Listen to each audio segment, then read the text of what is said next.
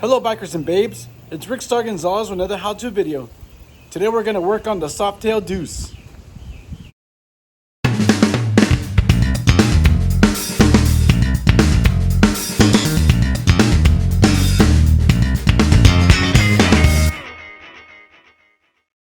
I've been asked quite a bit on how I installed these saddlebags. Since I already had these on my bike, just pretend this bracket isn't there. What you gotta do, remove your signal light, you remove this chrome piece. I already loosened these bolts. A couple of bolts under here that hold on, so I'm gonna remove those. I believe that's a 1/2 inch. Okay, so I put a jack under the bike just to give me a little bit more room. Brings the wheel down a little bit, that way I can reach the bolts better. Now, if you look underneath here, there are some nuts in here that you gotta take off. I believe 2 of these are 1/2 inch and one's a 9/16. Now you see you got this little lip here that avoids you from using a flat wrench. So you're gonna either use a socket or an offset wrench. Okay, you get, there's 2 bolts that are 1/2 inch. One goes here, one goes there, and then there's one here, it's 9/16. These are the ones that are in here are bolts that are attached to this chrome deal, and the other one attaches to this frame, and it's a nut. I decided not to modify this bike in case I wanted to go away from the bags. So I didn't drill any extra holes or anything. I just simply removed the signal light and I run a bolt from the inside out with a fender washer. Yeah, redo my paint job, starting to flake off. So what I did was I ordered these things off of eBay. And of course, this front part goes where the passenger peg goes. And then this guy goes right here. Okay.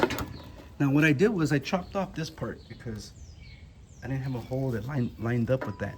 I don't know if you really have to chop it off. So I put it here where the signal light goes. Now for here, you're gonna need a fender washer that's bigger than this. And you're gonna wanna get, this is 1 1/4. And when I put this on, it was a 1/4 inch too long. So I'm gonna get a 1 inch. So I got a couple of fender washers, 2 Teflon nuts. This would be a 3/8/16. And this fits perfectly to the bolts I wanna use. So I removed the splash guard tail light license plate assembly. That way you can get back here, because you got to put that fender washer there. So I went ahead and put the passenger peg on. That's what's holding it right now. And then this guy goes right here. You put your new fender washer back there and you snug it down, just like this. See how the fender washer's back there? And then you torque it down. You got that nice and snug. So what you're gonna do is you're gonna put that chrome piece back on, and that sucker needs to go through that hole. Might need to make this hole a little bit bigger. Ream it out a little bit. So we're gonna ream it out with a 3/8 bit, just a little bit bigger.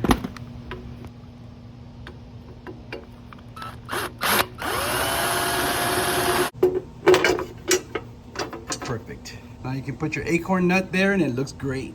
But I'm gonna go ahead and put all these bolts back on. Now let's do this side.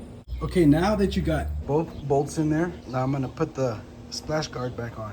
These 2 holes right here line up, but as you can see, it's already threaded there. So it's a bolt and this is a nut. So what we need to do is wedge this edge between the fender and that bracket in here. I removed the light to make it a little bit easier to get it in there. Okay, now that I got the mud flap slid behind there on both sides, let me show you how I did it. I laid it on the tire and I grabbed it from here and I just shimmied it up and it slipped right in there. It's only this side that needs to slip between the bracket and the fender. The other one is just right here. Get the bolt that goes in there. And you can see it's threaded in there.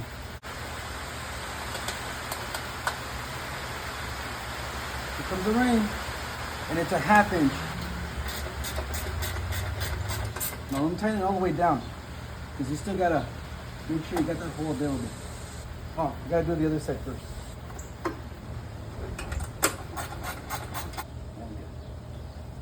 All right, now we're gonna put the chrome piece on. Gotta make sure that hole's there, so we're gonna put a bolt or something in there just to make sure it holds it in place. Just the other day. Just like that. Now we're gonna torque this one down. So we're gonna go ahead and we're gonna apply this guy. There we go. And you can kind of, I'm using my fingertips like this to tighten that up. It's a 1/2 inch, so righty-tighty. There we go. See, it's right on the edge, it's not too hard. Not like the other ones earlier. Ooh, it'll fall out. So I started. I'm not gonna torque it all the way down yet. And there it is. There's my bungee cord holder. Pretty sturdy. I've already had these on since since Trump became president. So the only advice I have with these aftermarket saddlebags, yes, you got the quick release bracket. Now right here, just make sure you drill a hole and change it to these clips. Because it's disheartening when you hit a bump and you find your saddlebags dragging. See what happened to mine? So now that I got this perfected, I think it's cheaper just to buy new saddlebags than to try to paint them. I mean, they run just under $200 a set. I think I'm just gonna do that again. And there you go. We're trying to reach 1,000 subscribers. So punch that subscribe button. Ring that notification bell. Get out and ride, and God bless you.